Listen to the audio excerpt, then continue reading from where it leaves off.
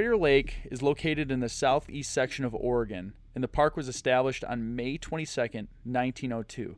So, Mike, this makes it the 5th oldest national park in the United States. That's pretty cool. Yeah. It's funny because I mean, how many parks are there? There's not a lot of parks. So, I mean, I feel like if there's 20 big ones, it's going to be in the top 10 usually. There's a 50% chance. So, I guess it's not as impressive. They do see about 500,000 visitors per year. The size is 286 square miles, so it's almost as big as New York City. So it's not huge, but it's still a relatively big park.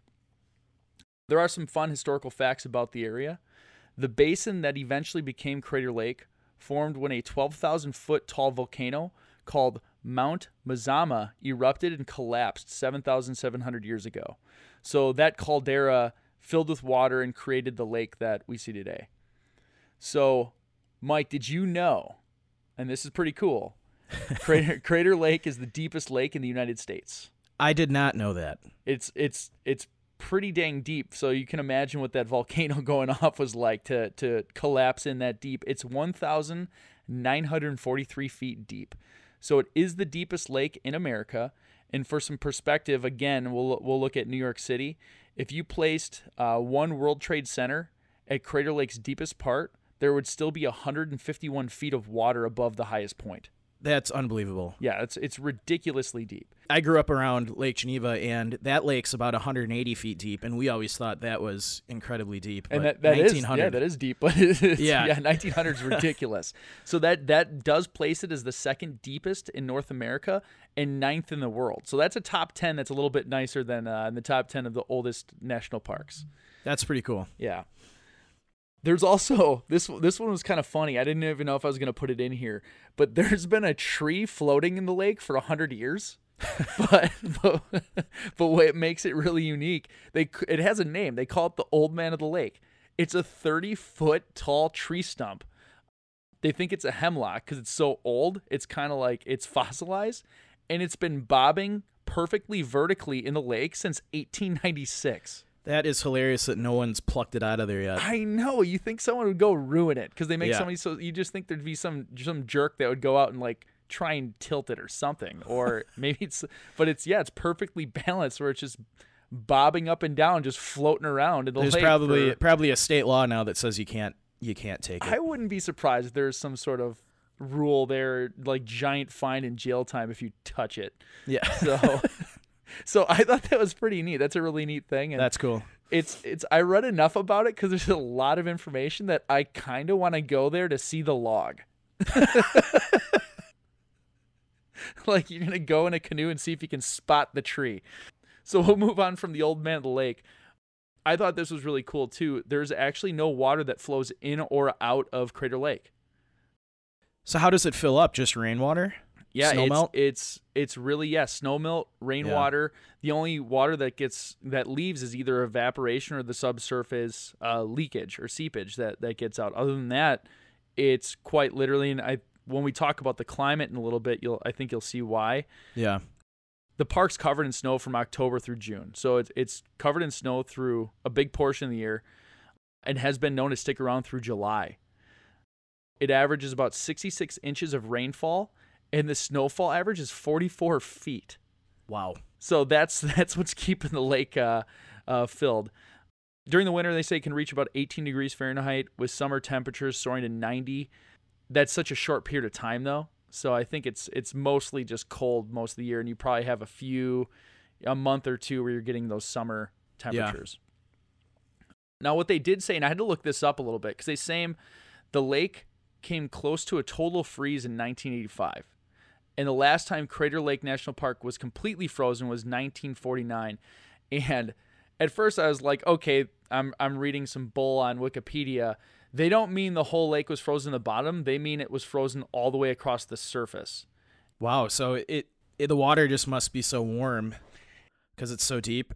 Yeah, because it's so deep, it's capturing the heat even that short period of time, and it's enough to keep it from completely freezing. As it said in 1949, it was cold enough, long enough, that it did completely freeze for almost 3 months, and it almost happened again in 1985. So that's a little bit about the climate. I'll jump into some of the animals present that are more predatorial. We have black bears, Canadian lynx, and bobcats. Nothing too crazy like wolves or grizzlies. The highest point, we're not even getting above tree line. So the highest point in Crater Lake is Mount Scott at 8,929 feet.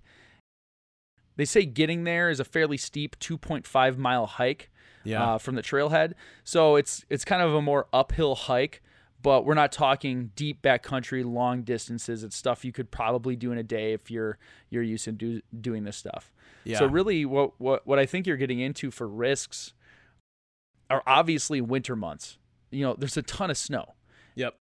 There's always a potential for heat exposure on the hot summer days, but it's not a desert climate in regards to heat, and there's a ton of trees and shrubs and water.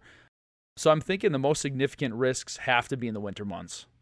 Yeah, I'd agree with you. I think your biggest risk, you're going to have people that come out there that aren't prepared for the elements, and probably frostbite is a major concern. Kind of like our friend Charles showing up in the middle of winter.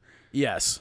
I'm sure the photography is fantastic, though. I mean, if you can imagine that you get those snow drifts and 44 feet of snow annually, I mean, I'm sure it is great, but if you're not prepared, that can be, one hellish environment. So let's start talking about Charles. Mike, what do you got on Charles?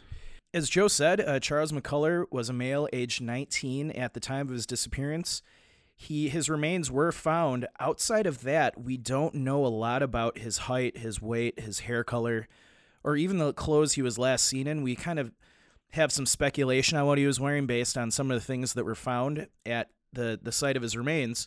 Yeah, and we have that one photograph, but it's black and white, so you can't tell if he's got like dark brown hair, black hair. Yeah, he just looks like your typical 19-year-old from that time period. From letters from his father, his personality, he seemed to be very reliable and punctual.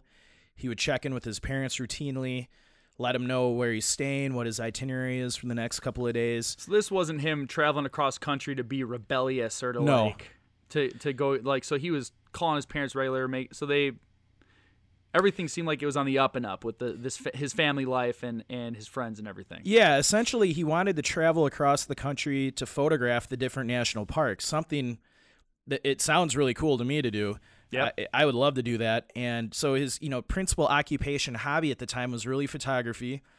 And he left off in a Volkswagen and, some clothes and camera equipment, and he was going to visit every national park. From what we gathered, his experience in the wilderness, especially in Crater Lake, was not very great. Especially for winter survival, you need to really be prepared to survive in this type of climate. Yeah, so it might have been more of like a city boy who kind of got maybe a little bit of the outdoors bug and just jumped in feet first without really knowing the risks associated with it. Exactly, and even just the fact that he's 19. I mean, he doesn't have a lot of experience, in life at 19, so you're not going to expect him to really be capable in this type of environment. It definitely in Crater Lake, from what we gathered, he had never hiked this place before he went there, so he had no idea of the terrain. He probably didn't know of the climate to expect. He didn't know the trails or anything. So, that was another thing working against him when he went to Crater Lake at this time. Sure. Kind of that young, dumb, invincible thing that we all go through. Yeah. I mean, you remember when you were 19. Yes,